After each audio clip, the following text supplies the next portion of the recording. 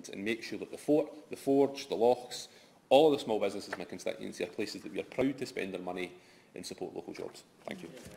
Carolyn Harris. Thank you, Mr Wilson.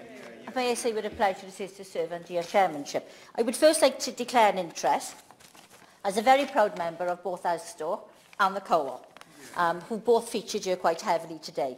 Can I also congratulate my very knowledgeable and right honourable friend Fidelin for once again securing a really important debate. And I will keep my remarks short to allow the Minister to answer the many varied and insightful questions that have been raised by all colleagues today.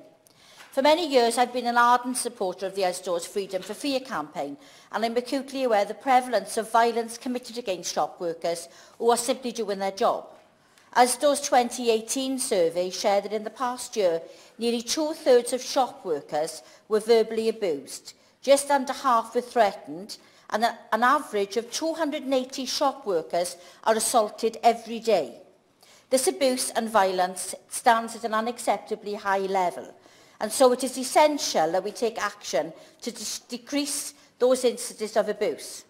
Crime against retailers is detrimental to both the businesses and the workers. Theft places a financial burden on the shop, as well as negatively impacting those employees who are forced to endure any abuse. Retail crime costs the sector an estimated £246 billion, and in my constituency of Swansea alone, there was a reported £190,000 lost as a result of this type of crime.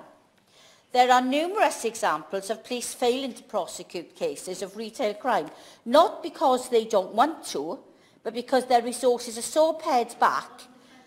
It will be a pleasure to give way to our newest member and fellow Welsh MP.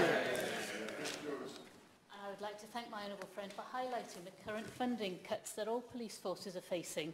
And I'd ask, would she agree with me that the £30 million that has been cut from the Gwent police budget directly impacts on the way the police in my area can carry out their role, both reactively, but just as importantly, proactively, to prevent shop crime arising in the first place? May I say a point very well made? And of course, this is the point that we're making. It's the lack of action because of the lack of resources that is causing a lack in reporting. Asda says that 17% of those attacked do not report the crime. Now, I've always been very clear when I've spoken on the effects of antisocial behaviour and crime, whether it's a result in physical violence or verbal abuse. These instances cause emotional and psychological damage, and we have to do more to demonstrate that we are protecting retailers and their staff who are on the front line.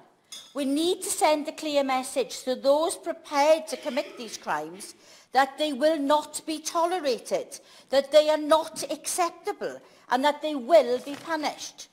And it is the responsibility of this government to do more to ensure the safety of our citizens, and listen to the very wise words of all the speakers here today.